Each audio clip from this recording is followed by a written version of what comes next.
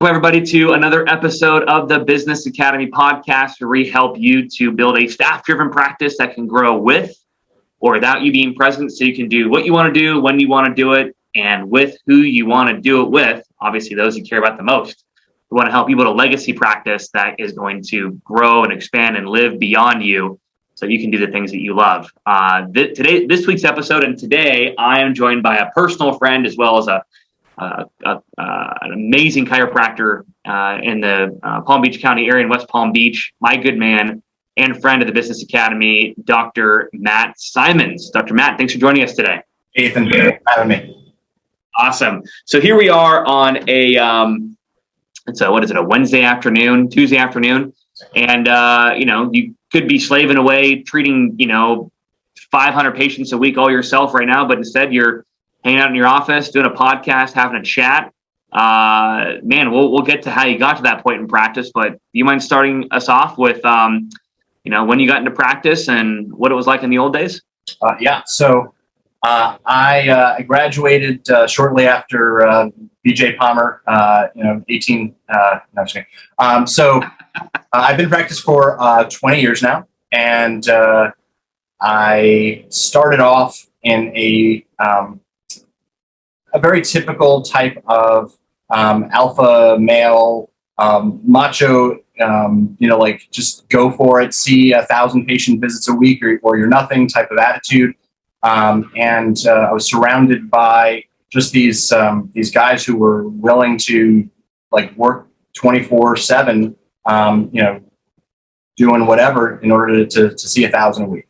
And I managed to, work myself to the bone, not vacation for,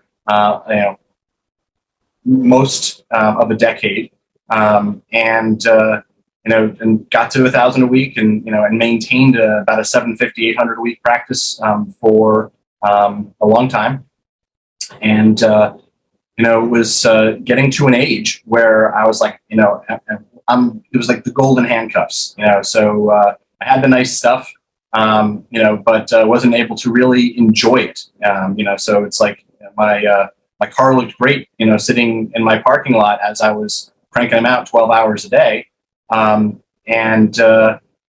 just felt like there's got to be more to this. I can't see myself doing this when I'm, in my 50s and 60s and beyond. I'm missing a lot of my kids, going through school and everything else. I really couldn't enjoy them as much as I wanted to. I missed some dance recitals. I missed, parts of their lives. So, enough was enough. And I felt like I needed to make a change.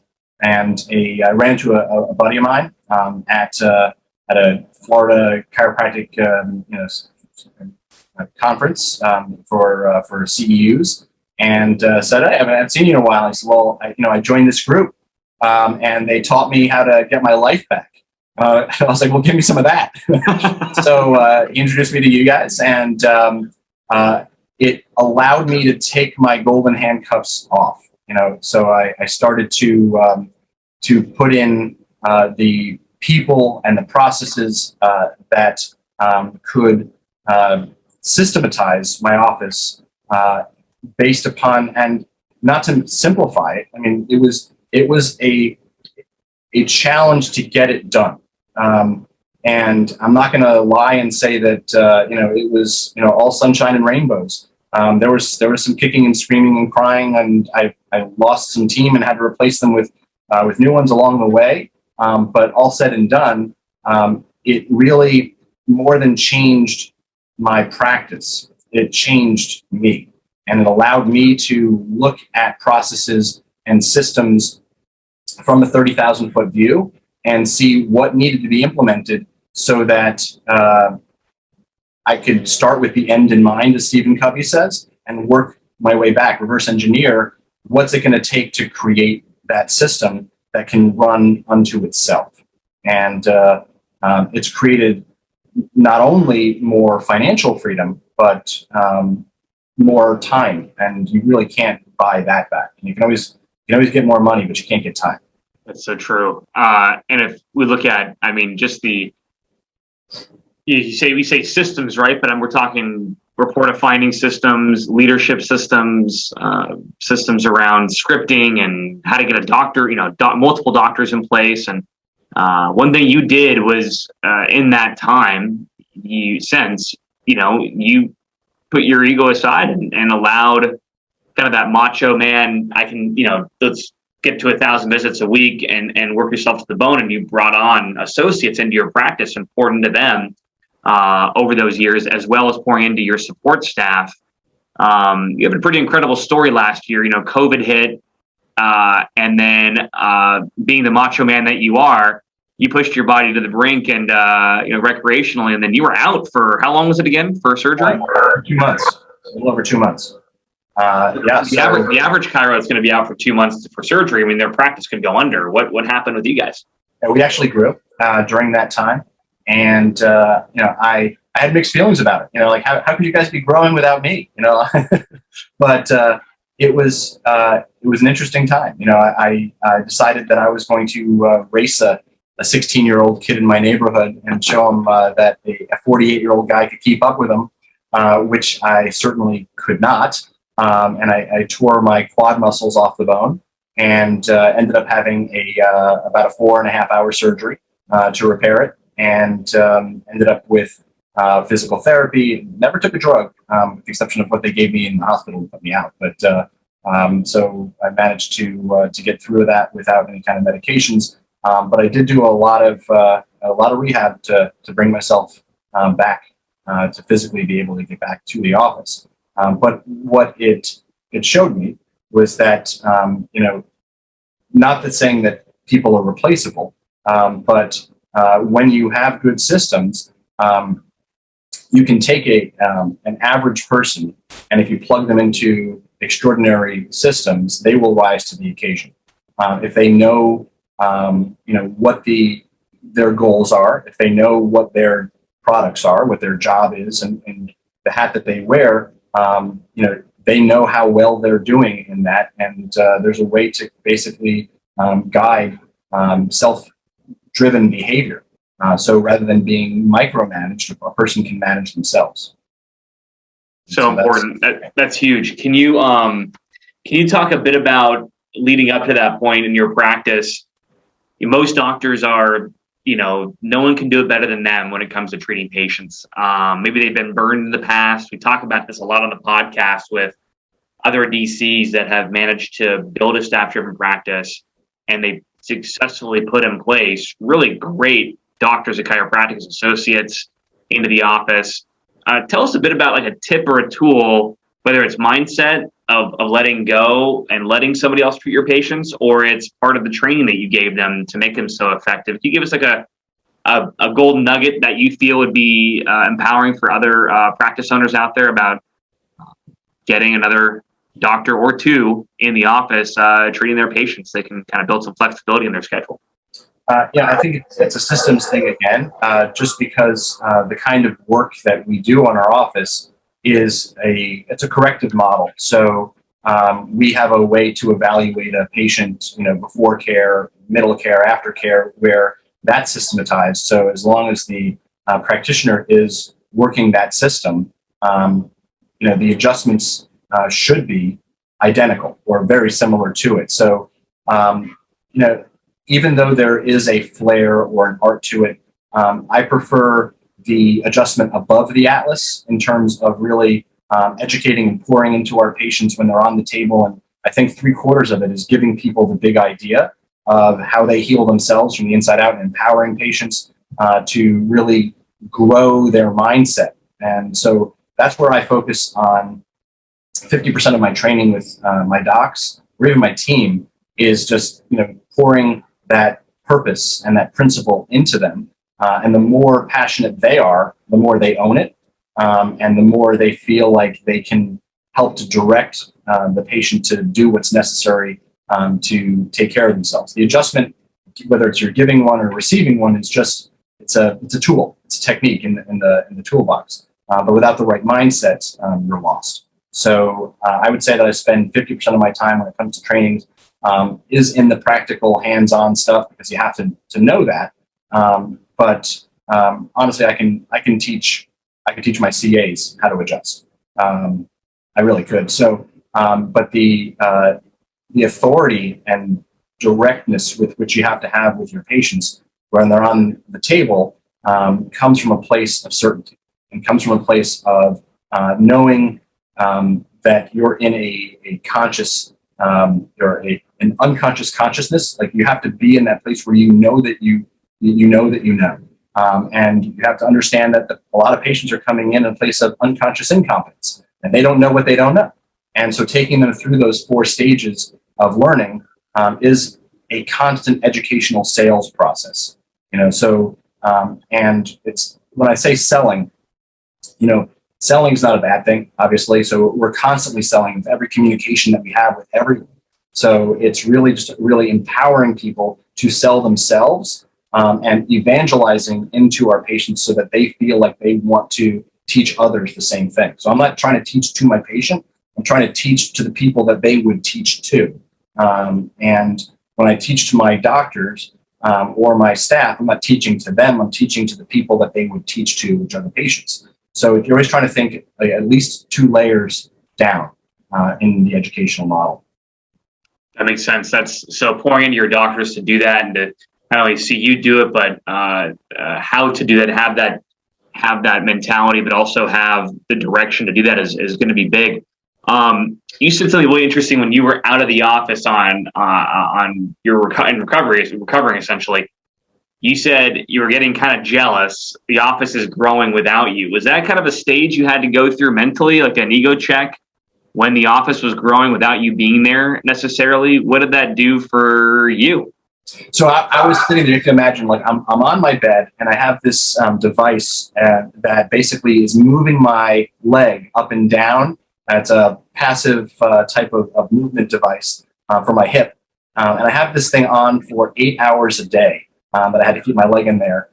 So I couldn't have any involvement. So I'm sitting there, and in some ways I'm bored out of my mind, and I'm looking for a reason that other people, should be sad that I'm in this position. So I'm calling the office and I'm like, what do you need? And they're like, no, we're good. And I'm like, well, you got to have some kind of fires that I should be able to put out. Like what? And they're like, no, we're good. So for me, that was a little bit of a, slap in the face that, here I was constantly for years, the fire putter out. I was the firefighter in chief. And what the systems did was they took off my firefighter hat, and put it onto other people, or even more importantly, took it to the point where it was more proactively done. So we didn't have to be as reactive at that point. And, so I didn't really feel like for a certain part of the period of time that I was needed. And I was thinking, okay, well, what's next for me? Am I starting another business? Am I starting another practice? When I go back, do I go back? Or am I just, staying at home and working from home at this point and going in, 1 day a week to do the team meeting? And when I did come back, I did that for a while. Then I missed the game a little bit. So I have to admit that I started adjusting a little bit more on some of my old patients that have been with me for 15 years. But that was just more out of my want than, someone else making me do something. So I wasn't doing it, because I had to, and did it because I wanted to. That's kind of the thing, right? You have that choice and that flexibility to be able to choose. So many doctors they're striving for having, I guess, basically just having freedom to do what they want to do versus the obligation to always have to be there with the ball and chain. And there's a certain magic about that, because when you adjust someone out of the pure intention and the pure love of the game, it brings that element of those first years in practice where you're doing it just for the joy of it, as opposed to some external locus of responsibility where you're being forced to do something.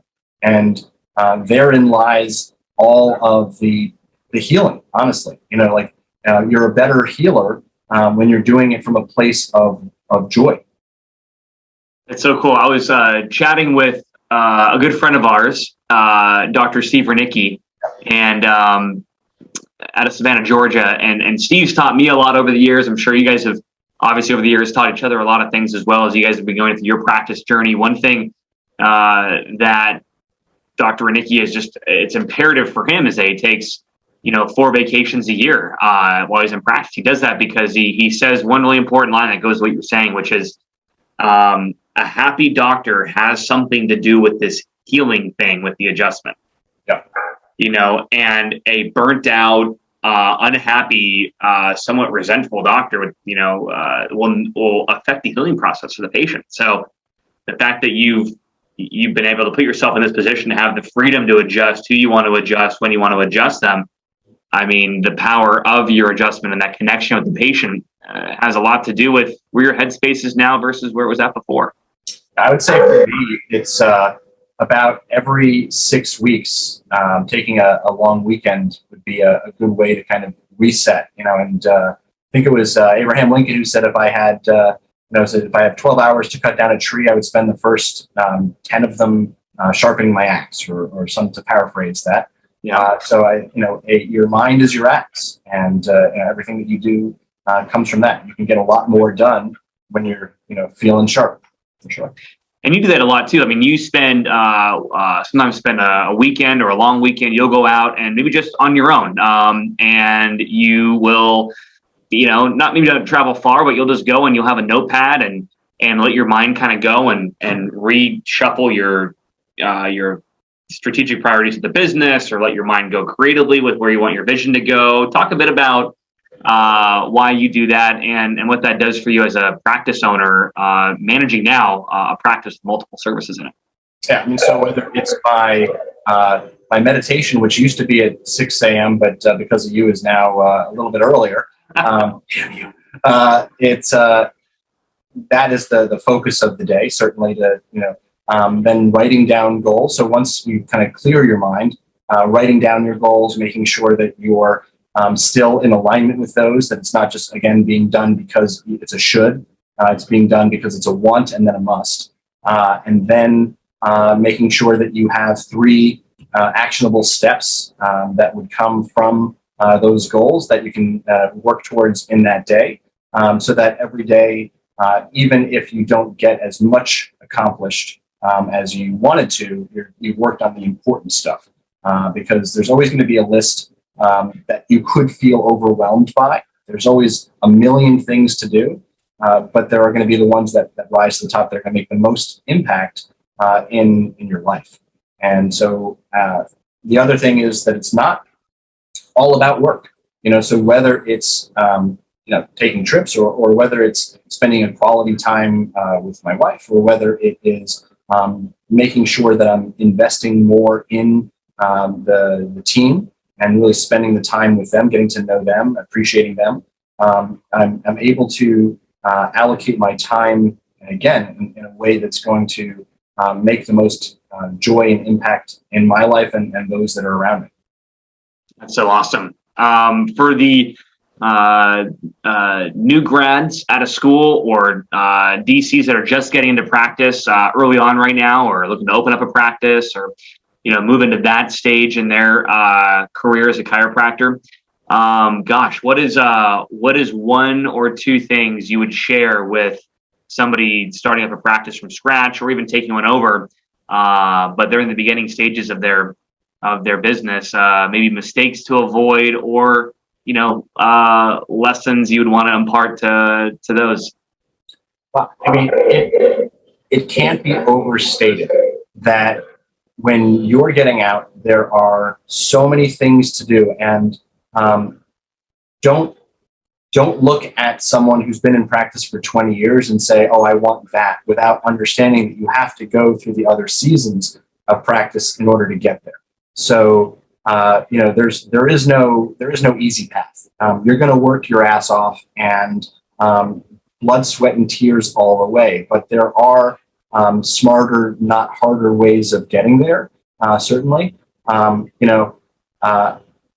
getting a coach, having some kind of mentor relationship, surrounding yourself with the most successful people that you can be, so that you create similar thoughts, habits, and routines, which is going to yield similar results, because you can't help not getting good results when you're around people who are, hitting it hard and thinking the right things. That's why people pay tens of thousands of dollars a year for mastermind groups.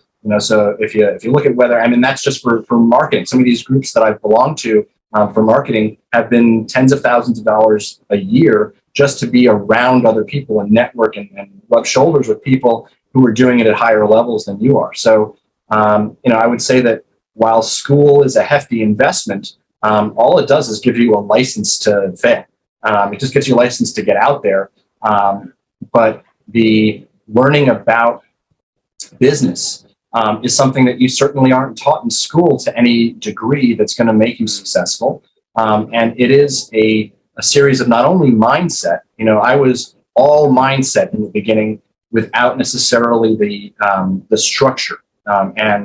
So I would say get the infrastructure in, and you can always pour, you need the fuel, so you need the mindset, but you need the vehicle as well. And so I had a blast of a fire when I got out, but I didn't have a car to put it in.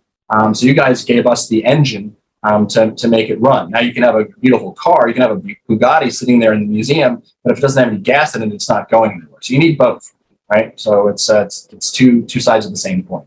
That's what I would say to start. Oh, that's so true. If you got a Bugatti, you can't just let it sit in the museum without any gas in it. Yeah, so true. Okay, so now we kind of get an idea of a lot of what you've been able to build in your practice and what it looks like now. What does family life look like now? You have this flexibility and freedom with your business. Of course, you're going through, every business will always go through different breaking points and growth stages, but the fact that you have the freedom with your time more than you ever had before, how does that play into family time with your two lovely daughters and your wife and everyone there? So the good news is I just came back Sunday night, 2 days ago from Mexico, where I'd spent some time with my wife. We were able to go to a house up in North Carolina for 1 week. Once I was recovered from my surgery last summer, and then again over the winter. To be honest with you, I've spent more time at home than my two teenage daughters would honestly like. That's the bad news is that, I learned how quickly and I've become irrelevant. But it's it's good knowing that dad's available, but not necessarily even when he's not wanted. Yeah, absolutely. So it's so great, even with Jody, the fact that you guys can go and go to Mexico and again not shut the practice down or not have to have that lost revenue. The thing will grow with or without you, and that's the beauty of it. And that's what we call, like with TBA, we call it, building the legacy practice, the practice that grows and lives beyond you. And to your point, I think a lot of doctors don't realize a lot of their justifications are about not doing that, are around fear or ego. And you've been able to conquer both and have a bigger impact on your community than you ever would be able to otherwise. And just want to congratulate you on all your success, and not only with the practice but also with your family and everything in life as well. Thanks, man. I appreciate that. Yeah. You got it. Well, with that being said, any final words or parting tips you want to share with the audience before we close this one out? I would say when you're going to make a decision on anything, rather than thinking about the negative aspect of what if I do this and it doesn't work, get into the point of always assuming the best. What if I didn't do this? And I the lost time. So I have probably spent hundreds of thousands of dollars on various programs, whether it's mindset, whether it's exercise, whether it's whatever. Anything that you can do to invest in yourself is never a wasted dollar. So just constantly learn, grow. When you stop growing is when you start dying. So never make the assumption that you know it all. That's probably the biggest key that I've had in my life. That's awesome. I love it.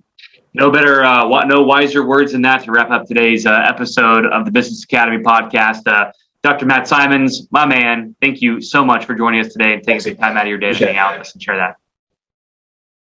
Awesome, guys. Okay, with that being said, we'll see you on another episode of the Business Academy podcast next week. And again, keep building that legacy practice. Tune in and do what it needs to get done to get the chiropractic message out there. But make sure you have a team behind you. Actually, no, before we end off, Dr. Matt, you shared a quote with me right in the conversation right before this. I'm interrupting my own outro I'm going to have you see if you can get that quote. You think you're a leader until when? So I said, if you think you're a leader, but then you look behind you and no one's following you, think again. So a leader's job isn't to create followers, it's to create other leaders. Perfect. Okay, with that said, Dr. Symons, my man, we'll sign out and we'll see everybody else in the next episode of the Business Academy podcast, helping create a staff-driven practice that grows with or without you so you can do what you want, when you want, with who you want to do it with. Until next time, we'll see you guys in the next one. Take care.